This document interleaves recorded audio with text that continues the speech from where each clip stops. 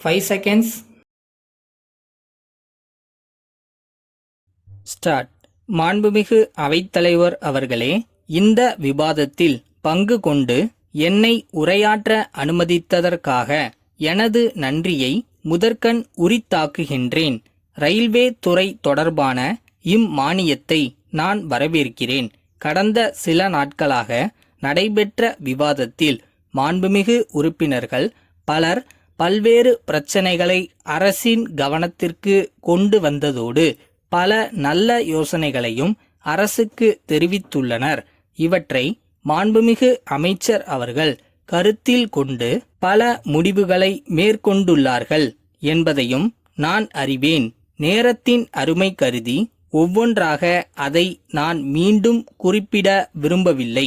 Railway துறை என்பது மிகப்பெரிய வர்த்தக நிறுவனம் மட்டுமல்லாது சிறந்த மக்கள் சேவை அமைப்பாகவும் விளங்குகிறது என்பதை யாரும் மறுக்க முடியாது. இத்துறையின் வளர்ச்சியை பொறுத்தே நாட்டின் வளர்ச்சி அமைந்துள்ளது என்று கூறினால் அது மிகையாகாது என்றே நான் கருதுகிறேன்.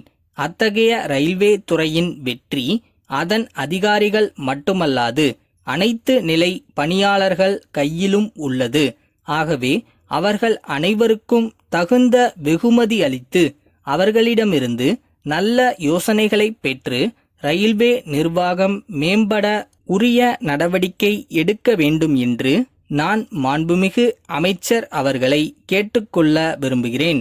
அடுத்ததாக, ரயில்வே துறையில் உள்ள உணவு வழங்கல் பிரிவு தொடர்பாக ஒன்றிரண்டு கருத்துக்களை குறிப்பிட விரும்புகிறேன். இந்த பிரிவு தற்போது நட்டத்தில் இயங்குவதாக தெரிவிக்கப்பட்டு இருக்கிறது. என்னை பொறுத்தவரை நல்ல சுகாதாரமான சுவையான உணவை வழங்கினால் உரிய விலையை கொடுத்து உட்கொள்ள பயணிகள் அனைவரும் தயாராக உள்ளனர்.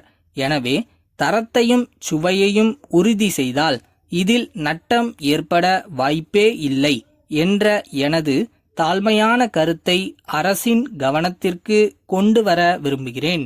ரயில் சேவையை விஸ்தரிப்பதை பொறுத்தவரை ஒவ்வொரு உறுப்பினரும் தங்கள் தொகுதிதான் நாட்டிலேயே பிற்பட்டதாக இருக்கிறது என்று தெரிவித்து புதிய ரயில் சேவைகளை கோரி வருகின்றனர். நம் நாட்டை பொறுத்தவரை தேவை அதிகமாகவும் நிதி ஆதாரங்கள் குறைவாகவும் உள்ளதால் தன் தொகுதி தன் மக்கள் என்கின்ற வகையில், அதாவது குறுகிய அளவில் பார்க்காமல் நாடு முழுவதையும் ஒட்டுமொத்தமாக அமைப்பாக கணக்கிட்டு முன்னுரிமை அடிப்படையில் பிற்பட்ட பகுதிகளை வளர்ச்சியடைய செய்யும் அதே நேரத்தில் நாட்டின் அனைத்து பகுதிகளுக்கும் பரவலாக ரயில் சேவை கிடைக்கச் செய்ய வேண்டும் என்பதே என் கருத்தாகும். எந்தெந்த பகுதிகள் ரயில் வசதி பெறாமல் உள்ளன என அறிய நியாயமான முறையில் கணக்கெடுப்பு செய்து விரிவாக்க நடவடிக்கைகளை எடுக்க வேண்டுமென இந்த சந்தர்ப்பத்தில் தலைவர் வாயிலாக கேட்டுக்கொள்ள கடமைப்பட்டிருக்கிறேன். அடுத்து முக்கியமாக உள்ள பிரச்சனை ரயில்களில் கூட்ட நெரிசல் அதிகரித்துள்ளது பற்றியதாகும். எத்தனை ரயில்களை இயக்கினாலும் வளர்ந்து வருகிற மக்கள் தொகையின் பயணத் தேவைகளை பூர்த்தி செய்ய முடியவில்லை. தற்போது இருக்கிற தடங்களை அதிகப்படுத்தும் வாய்ப்பும் குறைவாகவே உள்ளதால் ரயில் பெட்டிகளின் எண்ணிக்கையை அதிகரிக்கவும் அதற்கேற்ப நடைமேடைகளின் நீளத்தை அதிகரிக்கவும் நடவடிக்கை எடுக்க வேண்டும் என கேட்டுக்கொள்கிறேன்.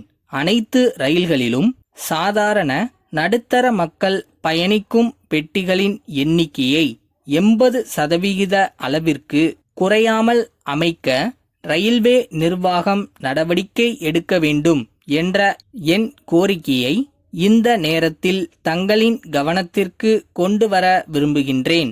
இறுதியாக, ரயில்வே துறைக்கு நாடெங்கிலும் பரந்து விரிந்த நிலங்கள் இருக்கின்றன. இவை பெரும்பாலும் தற்போது வணிக ரீதியில் பயன்படுத்தப்படாமல் உள்ளன. இந்த ரயில்வே இடங்களில் தனியார் விளம்பர நிறுவனங்கள், கட்டிடங்கள் மற்றும் கடைகள் அமைத்து கொள்ளவும், வாகன நிறுத்துமிடங்கள் நிறுவவும், நிலத்தை நீண்ட கால குத்தகைக்கு விடுவதன் மூலம் வருவாய் ஈட்ட முடியும். இதை செயல்படுத்தி பயணிகள் கட்டண உயர்வை தவிர்க்க வேண்டுமென்று கேட்டுக்கொண்டு எனது உரையை நிறைவு செய்கிறேன்.